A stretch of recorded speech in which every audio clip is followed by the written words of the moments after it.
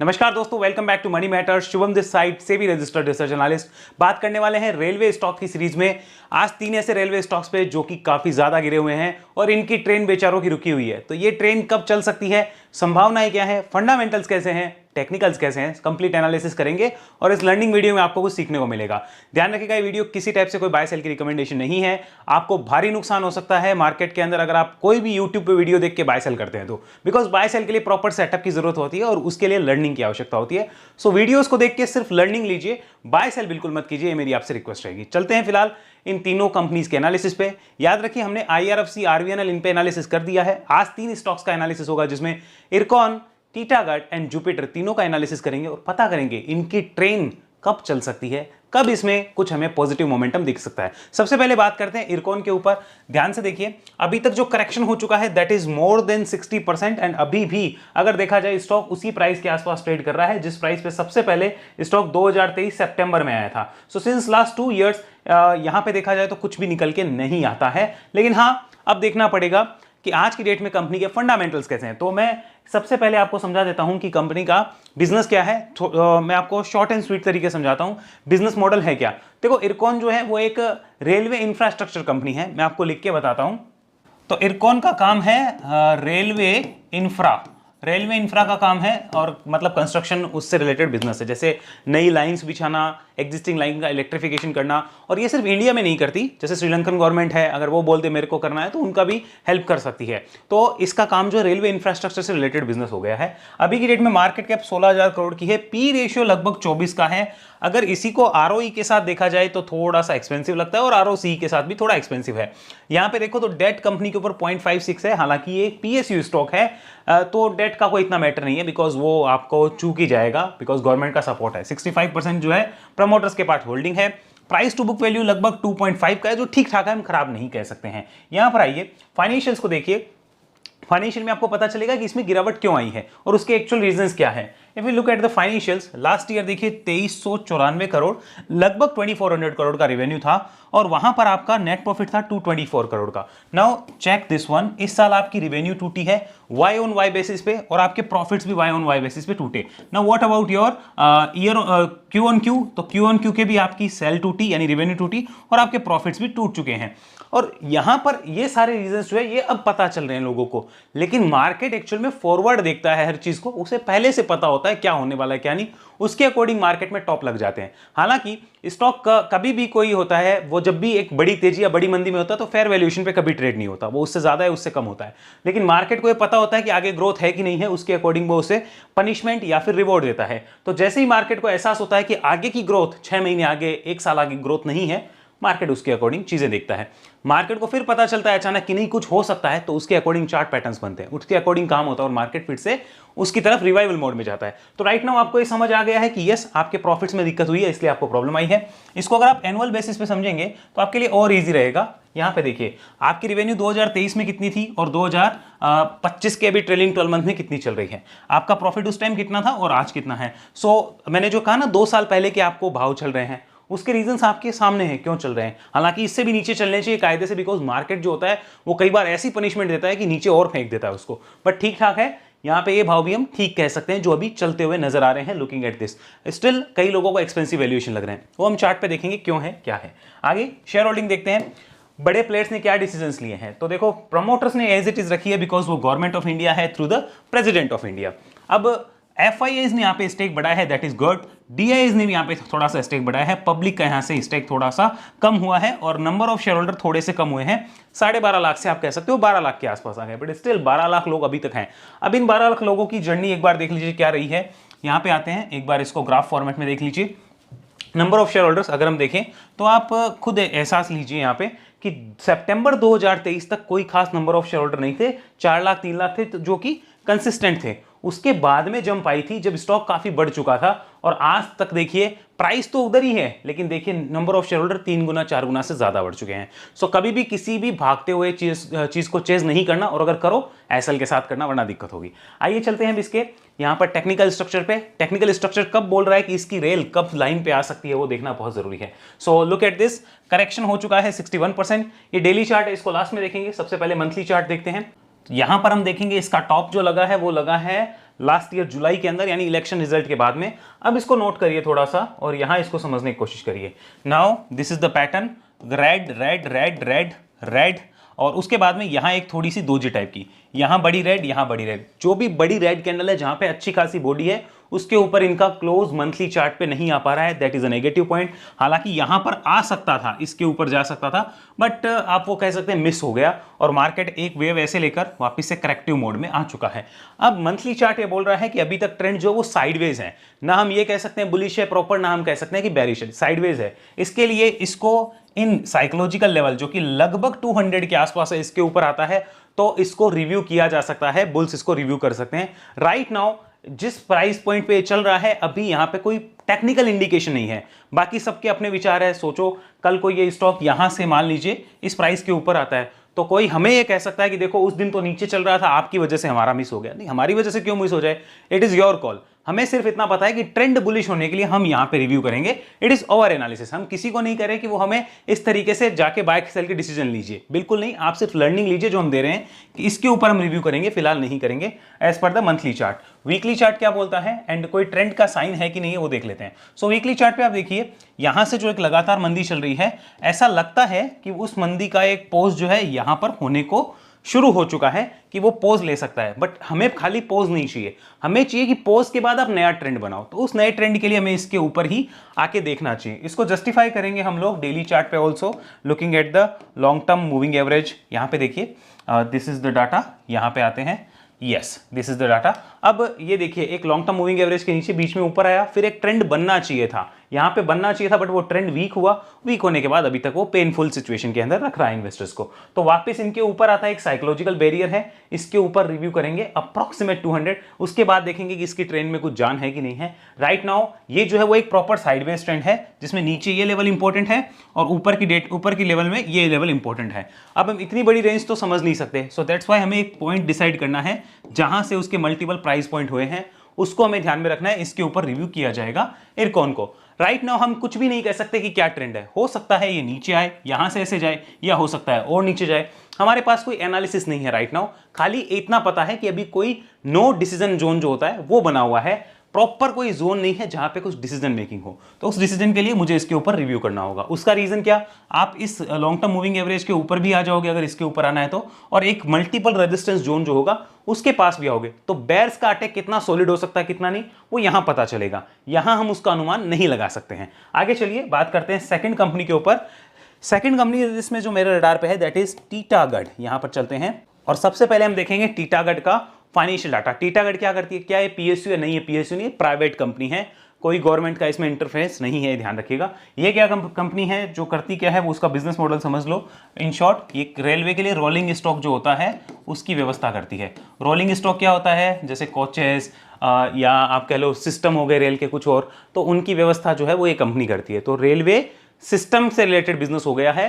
पहले इसका नाम टीटागढ़ वैगन्स था, क्योंकि ये खाली वैगन वगैरह के अंदर देखती थी, लेकिन उसके बाद इसने अपने आप को काफी अलग तरीके से एक्सपेंड किया है। और रियल में ईयर 2022 के बाद में इसमें एक्सपेंशन भी काफी अच्छे हुए, लॉस से प्रॉफिट में आई थी कंपनी, उसकी वजह से इसमें एक ग्रोथ देखने को मिली। तो अभी की डेट में रोलिंग स्टॉक जो है वो रेलवे के लिए प्रोवाइड करती है। मार्केट कैप कितनी है, मार्केट कैप हो गई है 12,000 करोड़ की, रिटर्न ऑन इक्विटी 11 का और कैपिटल एम्प्लॉयड 17 का है।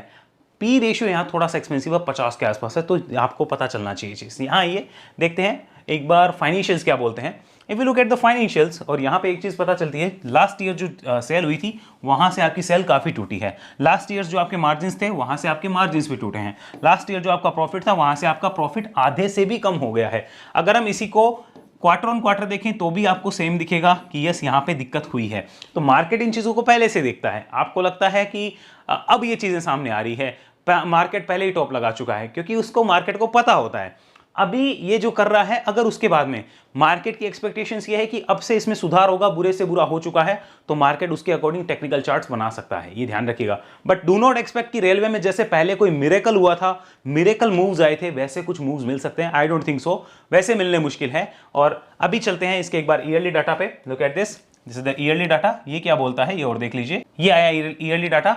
अगर देखें इसको तो यहाँ पे एक्चुअल जो चीज़ है जो मैं आपको दिखाना चाहता हूँ वो यहाँ है। 2020 तक का डाटा देखिए, लॉस मेकिंग थी। अगर मैं इससे पहले दिखाऊं आपको, चलिए थोड़ा सा पीछे चल के देखते हैं ताकि चीज़ें आपको पता चले। ये देखिए इसके लॉसेस कितने बड़े थे, आप देख रहे हो लॉसेस कैसे आ रहे थे।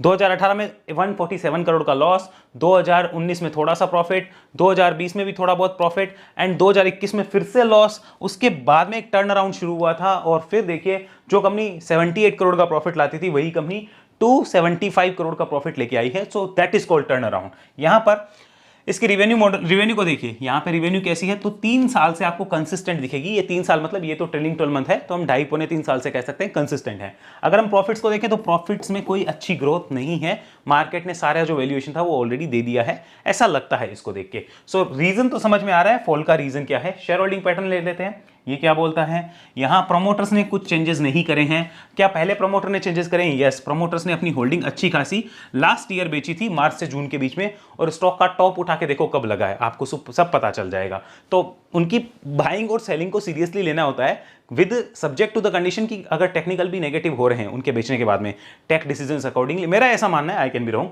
यहां पे देखो एफआईआईज ने क्या किया है, उनकी होल्डिंग लगातार कम होती जा रही है, लगातार। आप देखिए लगातार एफआईआईज ने माल बेचा है। What about DIIs? डीआईआईज ने भी लगातार यहां से देखो 3-4 क्वार्टर से माल बेचा है, अभी भी वो बेचते हुए ही जा रहे हैं लास्ट क्वार्टर तक।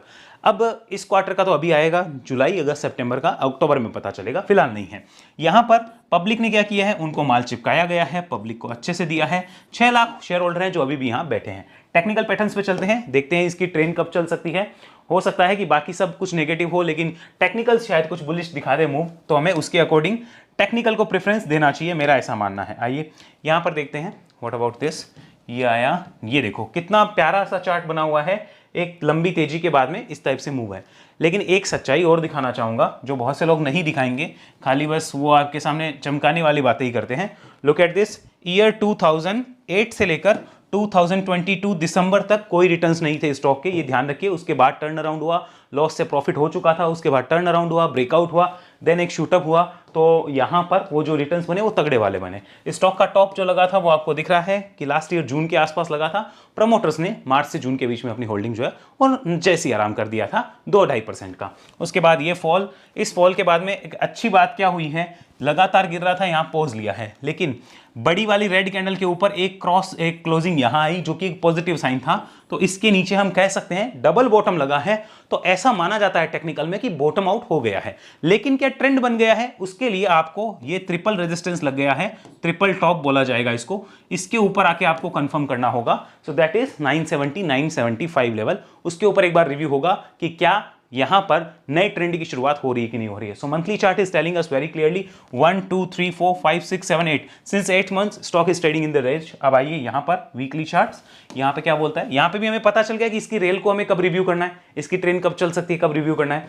यस, ये देख लीजिए यहां पे क्या हुआ है। एक डिस्क्लोजर देना चाहूंगा, जब ये स्टॉक इस पॉइंट पे खड़ा था, ब्रेकआउट के लिए रेडी था, मैंने भी खुद बाय किया था, लेकिन मैं 3% के लॉस पे निकल गया था। यहां पर 3% के लॉस पे निकल गया क्योंकि स्टॉक 3 हफ्ते से कोशिश कर रहा था, निकल नहीं पा रहा था। सो अगर मैं नहीं निकलता तो मेरा टाइम वेस्ट होता। 8 हफ्ते हो चुके हैं उसके बाद में भी, तो बेटर होता है कि हम अपने सेटअप को ही फॉलो करें।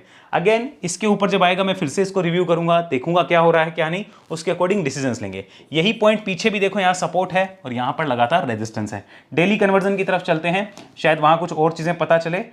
With looking at the long term moving average also, यहां पर आइए, ये लॉन्ग टर्म मूविंग एवरेज ये लगा दिया।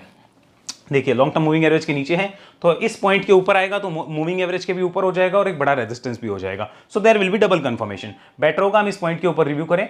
अब इसमें देखो मैं एक चीज समझाता हूं, यहां पर मुझे ये पता है कि एफआईआईज ने बेचा है लास्ट क्वार्टर में, डीआईआईज ने बेचा है लास्ट क्वार्टर में, दोनों ने माइनस किया है। बट अगर आप मुझे पूछो तो भैया इसका चार्ट पैटर्न काफी बेटर है। ये सब्जेक्ट टू कंडीशन है कि इसके ऊपर आएगा तो रिव्यू होगा, बट इसको देखते हुए ऐसा लगता है कि ये काफी अच्छा चार्ट पैटर्न बना हुआ है और ये इसके ऊपर आने की संभावना है। तो मुझे अगर अभी तक पूछा जाए रेलवे में तो this chart is looking attractive, ध्यान रखा जा सकता है। अभी गेट में डिसीजन तो नहीं है, डिसीजन तो इस पॉइंट के ऊपर होगा 970 975, बट स्टिल ये जो पॉइंट है, ये जो चार्ट पैटर्न बन रहा है अच्छा माना जाएगा। अब चलते हैं थर्ड के ऊपर। Third one is Jupiter. तो अब हमारे सामने आया जुपिटर का डाटा। जुपिटर क्या करता है? सेम जो टीटागढ़ करता है उसी टाइप का इसका बिजनेस है, रोलिंग स्टॉक रेलवे के लिए प्रोवाइड करता है। 13,000 करोड़ की मार्केट कैप है, ऑलमोस्ट सिमिलर है तीनों की ही, 11 से 12-13 के बीच में। आरओई इसका अच्छा है और आरओसी भी अच्छा है। तीनों स्टॉक्स में आरओसी आरओई जुपिटर का ज्यादा बेटर निकल के आया है। पी रेशियो भी इसका हम कह सकते हैं ठीक ठाक है, looking at the Titagarh, but वैसे देखा जाए तो एक्सपेंसिव है। और यहां पर भी एक टर्न अराउंड हुआ था, वो भी मैं बताऊंगा कैसे हुआ था। यहां पे चलते हैं फाइनेंशियल्स के ऊपर। देखिए दिक्कत क्या हुई है फाइनेंशियल्स के अंदर, सबसे पहले वो देख लेते हैं। सो अगर देखें लास्ट ईयर जून का रिजल्ट, तो इस साल यहां से आपकी रिवेन्यू आप खुद देख सकते हैं। यहाँ पे मार्जिन्स के अंदर भी प्रेशर है। यहाँ पे प्रॉफिट्स तो पता ही है वो कम होने हैं, लगभग देखो 90 करोड़ से 30 करोड़ हो गए, तो यानी कि आप कह सकते हो कि प्रॉफिट आधे से भी कम रह गए हैं। और अगर बात कर ली जाए पिछले कई क्वार्टर में, तो सबसे कम प्रॉफिट है। क्वार्टर ऑन क्वार्टर भी कम आया है और ईयर ऑन ईयर भी कम आया है। मार्केट को सब पता है पहले से, उसके अकॉर्डिंग डिसीजंस आते हैं, ये ध्यान में रखिएगा। अगर आप सोच रहे हैं कि ये सब हो गया अब तो और खराब होगा, नहीं, अब और खराब नहीं होगा, हो चुका है। मार्केट को लगेगा ना अब और खराब होगा, तो बुलिश चीजें बनाएगा ही नहीं। हालांकि अभी बुलिश नहीं हुआ है, पैटर्न्स बुलिश नहीं है, लेकिन मार्केट जैसे ही बुलिश बनाएगा तो उसके अकॉर्डिंग चीजें चेंज भी होगी। आइए इसको देखते हैं एनुअल डाटा पे। सो एनुअल डाटा क्या कह रहे हैं, हमें कह रहे हैं कि भाई आप देख लो पिछले कई समय से किस तरीके से चल रहा है। सेल के अंदर यहाँ जंप था, यहाँ से यहाँ बहुत अच्छा जंप था, जिसकी वजह से एक ग्रोथ आई, और 22 से 23 के बीच में भी बहुत तगड़ा जंप था। प्रॉफिट्स देखिए क्या जबरदस्त बढ़ रहे थे। अभी की डेट में देखिए आपके प्रॉफिट्स कैसे हैं पिछले लगभग 3 साल से। ये 2.5 से 3.5 है, क्योंकि ये ट्रेलिंग 12 मंथ का डाटा है। तो ये आपके प्रॉफिट्स हैं, ग्रोथ मिसिंग है, मार्केट उसके अकॉर्डिंग पनिशमेंट देता है, क्योंकि आप ओवर वैल्यूड हो चुके थे। तो जब आप उस चीज को जस्टिफाई नहीं कर रहे हो, मार्केट पनिशमेंट देगा। अगर यहां पर आप देखोगे रिसेंट में जो हुआ है क्वार्टर ऑन क्वार्टर पे, सेल बहुत ज्यादा टूटी है। मार्केट को ये चीजें पसंद नहीं आती। रिवेन्यू आपकी 400-450 करोड़ हो गई, मार्केट को पसंद नहीं आता है। शेयर होल्डिंग पे चलिए। What about share holding pattern, यहां शेयर होल्डिंग बता रही है, प्रमोटर्स अभी भी रख रहे हैं। प्रमोटर्स प्राइवेट है, ये ध्यान रखिएगा। इन्होंने भी लास्ट ईयर जून से जुलाई के बीच में होल्डिंग बेच दी है। स्टॉक का टॉप देख लेना कब लगा है, ठीक है, पता चल जाएगी चीजें। और बेची उस टाइम पे एफआईआईस को थी, डीआईआईस को थी। अब वो कहां गया, आइए देखिए। पब्लिक ने उस टाइम पे इतना नहीं लिया था, यहां पे आइए। अब एफआईआईस जो है वो इस क्वार्टर में इंक्रीज कर चुके हैं होल्डिंग। डीआईआईस ने थोड़ी सी डिक्रीज करी है, पब्लिक की मामूली सी डिक्रीज हुई है और कुछ ज्यादा फर्क नहीं पड़ा। 3,80,000 लोग हैं अभी भी इस कंपनी के अंदर जो शेयर होल्डिंग में बैठे हुए हैं। तो ये सारा डाटा है जो हमें पता चल गया। लेकिन यस, ये मानना पड़ेगा promoters still holding a big chunk. यहां पे एक बहुत बढ़िया होल्डिंग अभी प्रमोटर की है। अब बात कर लेते हैं टेक्निकल पैटर्न्स पे कि टेक्निकल चार्ट क्या बोलता है। आइए यहां पर लुक एट दिस, हम टाइप करते हैं यहां पे जुपिटर, एंड सामने आया है जुपिटर का डाटा। पहले इसका भी देख लो कि क्या हुआ था। 2000 लगभग 10 से लेकर स्टॉक जो है 2023 तक कोई रिटर्न्स नहीं थे लॉन्ग टर्म इन्वेस्टर्स को, वो वैसे ही बैठे थे बेचारे, कोई रिटर्न्स नहीं मिले थे। उसके बाद ब्रेकआउट होता है एक बड़े मल्टी ईयर का, फिर एक लंबी तेजी आती है। उस तेजी के बाद में स्टॉक जो है यहाँ पे मंदी लाता है, और मंदी के बाद में यहाँ पर जो है एक पोज लगता हुआ नजर आ रहा है। This is a big zone जहां पे पोज लगा हुआ नजर आ रहा है। फिलहाल की डेट में यहाँ पर इरकॉन में, टीटागढ़ में उनको देखा जाए तो उनके ट्रेंड ऐसे थे कि गिरावट है, गिरावट के बाद भी वो ऐसे अटेम्प्ट करना चाह रहे हैं कि हम निकले। हालांकि वो यहां खड़े हैं, बट वो अटेम्प्ट ये वाला करना चाह रहे हैं। इसका अटेम्प्ट अभी भी है ना नीचे की तरफ है। सो ये एक नेगेटिव साइन है, ये पॉजिटिव साइन नहीं है। अभी भी ट्रेंड जो है वो साइडवेज है, लेकिन ऐसा लगता है कि बेयर्स की ग्रिप स्ट्रॉन्ग है। Looking at the monthly data, तो बेयर्स की ग्रिप अभी भी काफी स्ट्रॉन्ग नजर आ रही है। वीकली चेक करते हैं इसको, वीकली चेकअप क्या बोलता है। अब आपको पता चल गया होगा इसकी ट्रेंड चलने में फिलहाल कितना समय है कितना नहीं। देख लीजिए वीकली चार्ट भी इस टाइप का है। एक अप ट्रेंड की शुरुआत हुई थी, बट वो वीकनेस आई, और उसके बाद में अभी भी ये हो सकता है यहां पर इन सपोर्ट्स को तोड़ने के बाद इसको टच करने की कोशिश करे।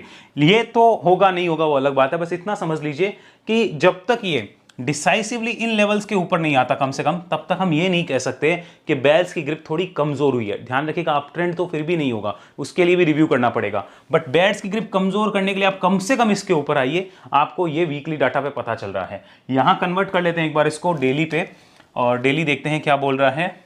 क्योंकि ये साइन है ना, साइन बढ़िया नहीं है जिस हिसाब से दिख रहा है। This is not a good sign. जब तक आप इसके ऊपर नहीं आते तब तक मेरा विचार ये है, ऊपर आ जाओगे तो हमारा विचार बदल जाएगा। हम कोई दुश्मनी तो पाल के बैठे नहीं है।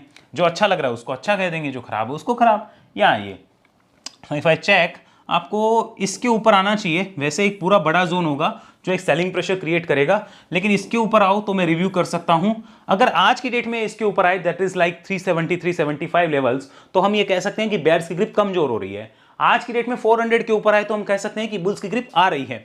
लेकिन अभी फ्यूचर में, इन फ्यूचर अगर स्टॉक यहां पे टाइम पास करने के बाद जाता है और कुछ एडजस्टमेंट होते हैं, तो हमें रिव्यू करना होगा इस पॉइंट के ऊपर 370 375।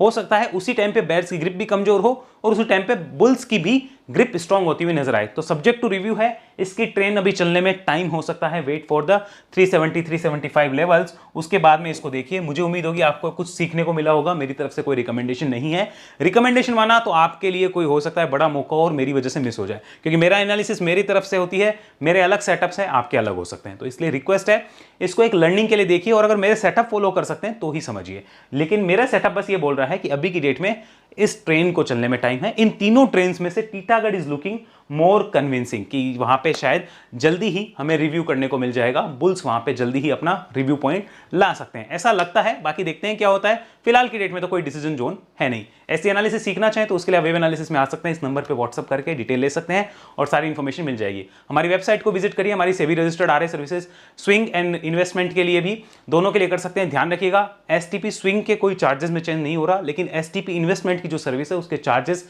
21 सितंबर से बढ़ जाएंगे। तो अगर आप STP investment and wealth plan को ज्वाइन करना चाहें, वेबसाइट पे जा सकते हैं, जहां मैं इन्वेस्टमेंट रिलेटेड हमारी जो एनालिसिस है, हमारी रिसर्च सर्विसेज है, वहां पे मैं देता हूं।